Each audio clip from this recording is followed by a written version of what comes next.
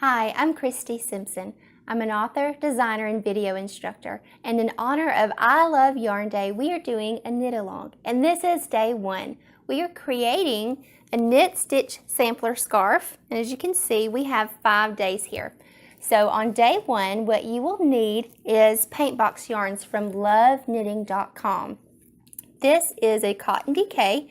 It's 100% cotton, 50 grams, 125 meters. It is a lightweight 3, and this is the duck egg blue. The next few days, I will be using a range of 5 different colors, so make sure you plan ahead and have those ready as well. For the needles, we are using a 4mm, which is also a US 6. You may need a yarn needle so that you can weave in your ends and a pair of scissors. And on day 4, just to look ahead, you will need a cable stitch holder, okay? Now, to keep your yarn organized, since we have 5 skeins, because you don't want to work with just one color, it's I Love Yarn Day, get a lot of colors. So, to keep all of that organized, have your yarn pop bag ready. At yarnpop.com, you can find several different sizes, varieties, colors of bags. Now, I showed you one in the promo a few days ago, and it's this one. All you do is put all of your yarn in it. This one's big enough for all 5 skeins. This is a duo, and you feed your yarn through the grommet, and it's really easy. And then you just zip it up. All your yarn is ready to go, okay? So whenever you leave the house to go get the kids or whatever you may be doing, you have your project ready to go. So get your yarn ready and organized, and let's get started with day one.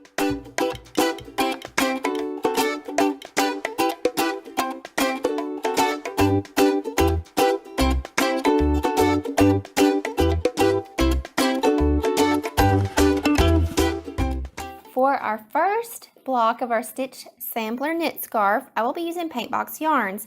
It's cotton DK, lightweight 3, 50 grams, 125 meters. It's also 100% cotton, and it is in duck egg blue. I will be using a 4mm needle, and it is a US 6. I'll be using that throughout. Now, you can use any cast on method that you want and cast on 28. And I have already done that so that we can jump right into our stitch sampler block. Okay, so the first one I have cast on 28.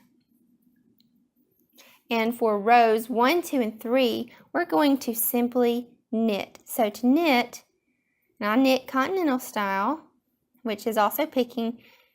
You push from left to right, pick it and pull it through and off. And off. Okay, and this way I don't have to move my hands very much, and you can traditional style or throw your yarn and knit that way also. Either way will give the same look, it's just a different way. Okay, so I've been continental knitting here. If you wanted to traditional knit, you would use that, take your right hand, wrap it around, pull it through and off. Really easy that way too. It's just a little bit more movement. And I am also a crocheter, so I can hold my yarn the same way whenever I continental knit, see that, as I do when I crochet. And so that's beneficial to me because it just works the same way. Okay, so we're going to knit, knit, knit, knit, knit until we get to the end of row 1 here. Now, if you're wondering what cast on method I used, I actually used a crochet hook and I chained 28, and I picked up a loop through the back bar of the crochet chain. That way my starting edge looks exactly as my traditional cast off edge. But you can use any cast on method you want. Okay, so I have my first row of knit here. It's a little tighter here because whenever I traditional knit, it is a little tighter tension, but it's not going to affect my scarf here for just a few stitches. Okay, rows 2 and 3 is also knit. So let's start this together, and then I'll meet you at the end of row 3. I am down to the last 6 stitches of row 3, and so we're going to knit these together. We're going to knit, and then we'll move on to row 4.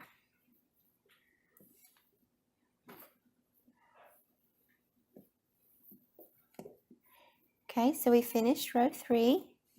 So we'll turn, and row 4 says knit 4, and by doing this, we will create a natural border. We're edging on it. So we'll knit 4 on each end. So if you have 28 stitches and you use 4 on this end and 4 on that end, you have 20 to work with in the middle. So row 4 says knit 4, purl to the last 4 stitches. So what we're going to do is go from right to left, yarn over, pull it through. See, when you continental knit, all you have to do is move your fingers to do the yarn over. Really easy. So yarn over and down. Really easy. And we'll do this all the way to the end here.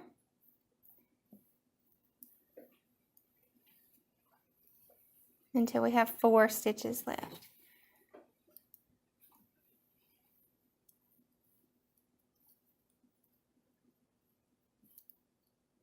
Now I'm used to using cable needles and working up closer to my body, so if I keep dropping stitches or drop a needle, it's because I keep hitting them on the table, so just bear with me. Here we go. We have 6 here, so let's go ahead and finish these 2, and then we'll knit the last 4. Make this a little tighter if it's not going to go through correctly. Let's back up here. Go. One more. And then knit the last 4. 1, 2, 3, 4. Okay. So here you'll see you still have the back bumps on the back, and that will be the reverse stockinette. And then here you'll start seeing the regular side, what you think of whenever you think of knitting. Okay, so let's start on row 5 together.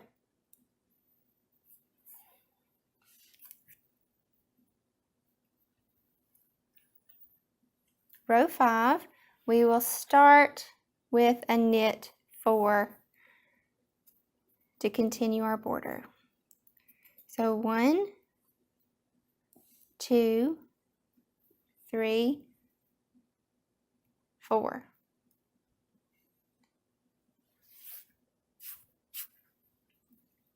And then it says slip 1 with the yarn in front 3 times. So you'll slip it 3 times purlwise. So 1, 2, 3. And see how my yarn is in the front? And then we'll move it to the back and knit 1. So move it to the front and slip 3. 1, 2, 3. Move it to the back so you can knit 1. 1, 2, 3. Slip it to the back and knit 1. 1, 2, 3. Move it to the back and knit 1. Move your yarn to the front. 1, 2, 3, and knit 1. And then we have 4 stitches left, so we will knit those 4. 1, 2, 3, 4. Now this is what your row 5 should look like. You should have the 4 knit here, the slip 3 with the yarn in the front, and the knit 1. Now whenever you do your slips, do not pull it tight. because it'll just cinch those together, and you want to keep it just a natural amount. And then whenever you finish the row, you can space them out evenly, and then you'll finish here with the 4 on the end. Now, for row 6, 7, 8, it's really easy. 6, you're going to purl. So knit your first 4. 1, 2, 3, 4. And then we purl to the last 4. And we'll do this really quick because row 5 is what we're going to do next. I know it's row 7, but it's just repeating row 5. And so I want to show you again how to do that. That's really, really neat. And this is just setting us up on completing the stitch on row 9.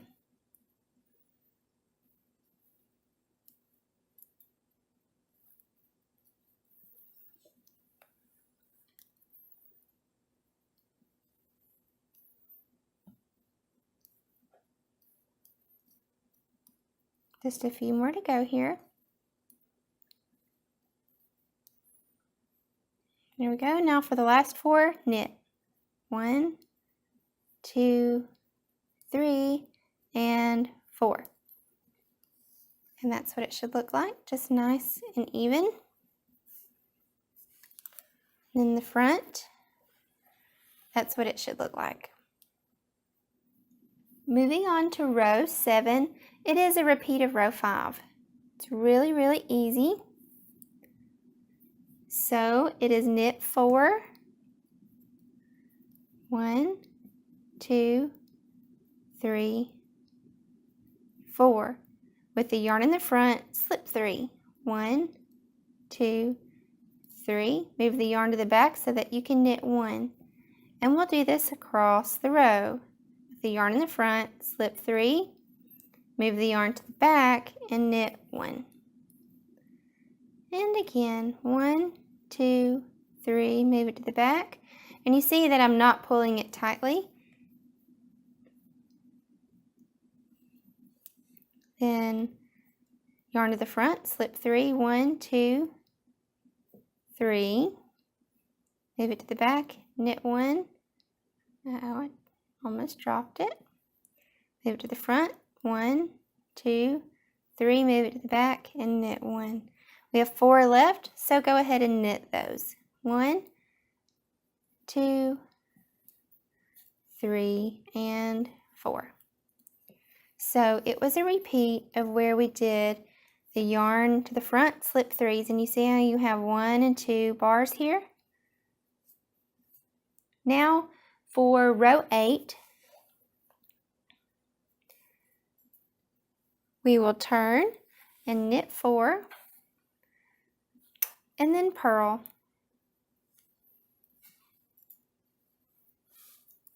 1, 2, 3, 4. Now purl across. I can't even keep them on there today. Here we go. Purl. So go ahead and purl across really fast.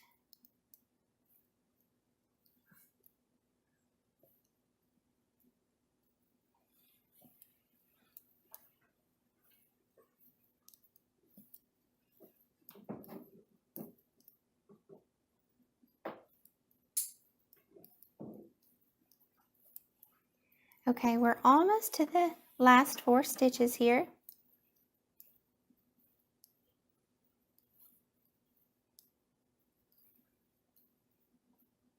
Now let's see, we have 3 more to go. 1, 2, 3, and now the last 4 we will knit. Now row 9 is where the magic happens. We'll bring those 2 sections where we did the slip stitch. We'll end up pulling those upwards. It's really neat. Okay, so this is row 8. That's the back side. Then the front side. This is what we have so far. Okay, now let's do row 9 together. Ready?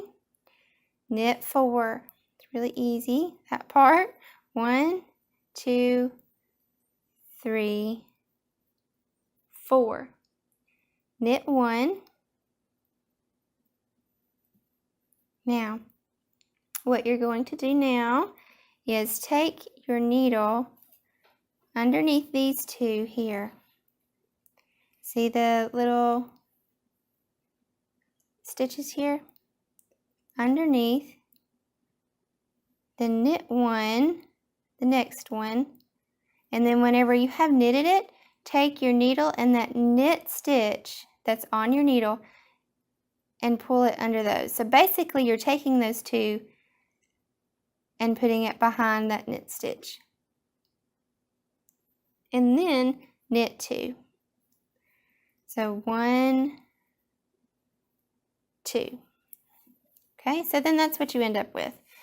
Those two that were straight are now behind that knit stitch. Let me show you again, okay? So knit 1, take your right hand needle and go underneath the 2 slip stitches here, okay? Now you're going to work your knit the same way as you normally would. Go ahead and pull it off the left hand needle. See that? Now, tuck it underneath those. Now it's behind it. Knit 2. 1, 2. So now we've got 2 sections like that. Again, knit 1. Take your right hand needle underneath those 2 slip stitches. It's really easy, see? You can even hold them with your finger and knit. Pull it off your left hand needle. Now take the tip of your needle and go back under. And it just pushes them behind the knit stitch. Really easy. And then knit 2.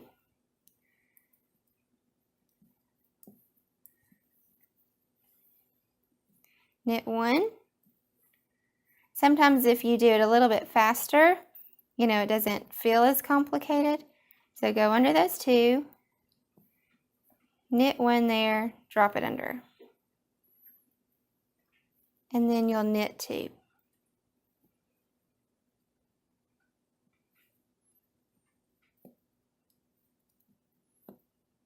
Knit 1, go under both, knit the next one. Take that one, take your needle and come under those 2 all the way up and then knit 2. And then you'll knit the last 4 to finish this row. Now that we have finished row 9, let's move on to row 10. And row 10 is really easy. It's just the knit 4 and purl to the last 4, but we'll go ahead and work that together and go straight in to row 11. 1, 2, 3, 4. Now let's purl. 1, 2, 3, 4, and this will go all the way to 20. Because remember, we're working with 20 in the middle. And the reason I did so much for a scarf is because we're using a lightweight yarn, and you can get a lot of detail on 20 stitches versus, say, a medium weight and having to work off like 16. So this just makes it a little bit more fun as we knit.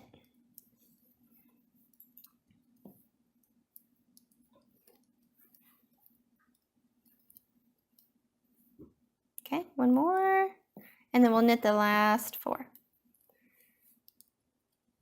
1, 2, 3, 4. Okay, so this is row 10. And if we turn it, this is what we have so far. Now for row 11, this will start the offset section. Let's see if I can show it to you really fast. Okay, this was the first section, which was 5 and 7 and 9, pulled it up to a peak. Now here we're going to knit 6, which is going to bring it in a little bit more, and we're going to only have 4 peaks by the time we finish on row 15. So basically we're just adding a couple stitches here and stitches here and putting it in the middle. So let me go ahead and show you 11, and then 12, 13, 14, 15 are going to be an easy repeat of this section that I think that you can do on your own. So let me show you 11 again where we slip the stitches. Okay, knit 4, 1, 2, 3, 4. But in this one we're going to have 2 more to bring it and offset that first section. So we knit 6. So let's do the slip 3 with the yarn in front. 1, 2, 3. Push your yarn to the back so we can knit 1.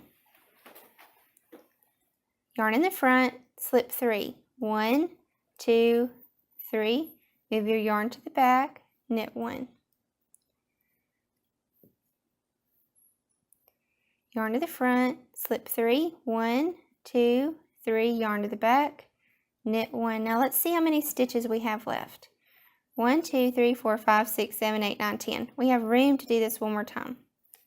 So yarn to the front, slip 3. 1, 2, 3. Yarn to the back, knit 1. Now to complete row 11, we will knit the last 6 stitches.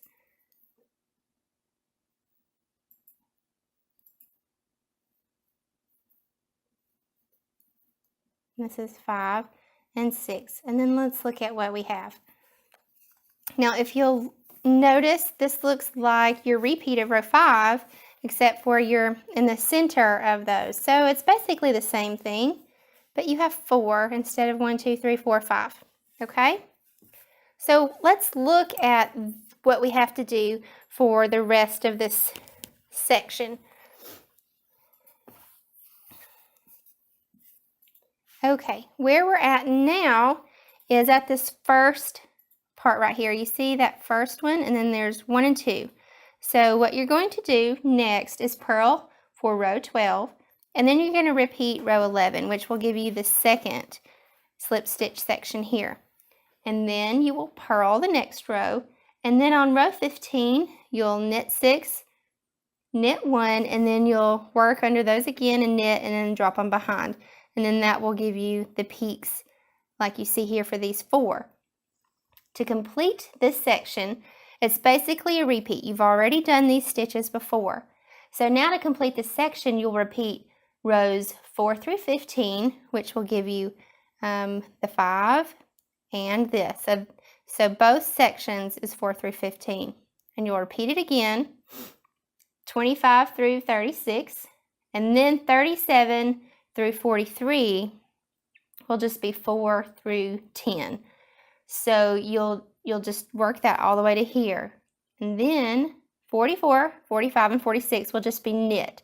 So go ahead, complete your section today, and then we will be finished with this first part of our stitch sampler on day 1. I'm so excited that you joined me for our knit along in honor of I Love Yarn Day. We have started our first day. Now you go ahead and complete it and make sure you finish with your 2 knit rows. Now tomorrow what we will do is this beautiful pearl lace. It's really easy and I hope that you join me. Make sure you have your yarn from LoveKnitting.com and we'll get started tomorrow.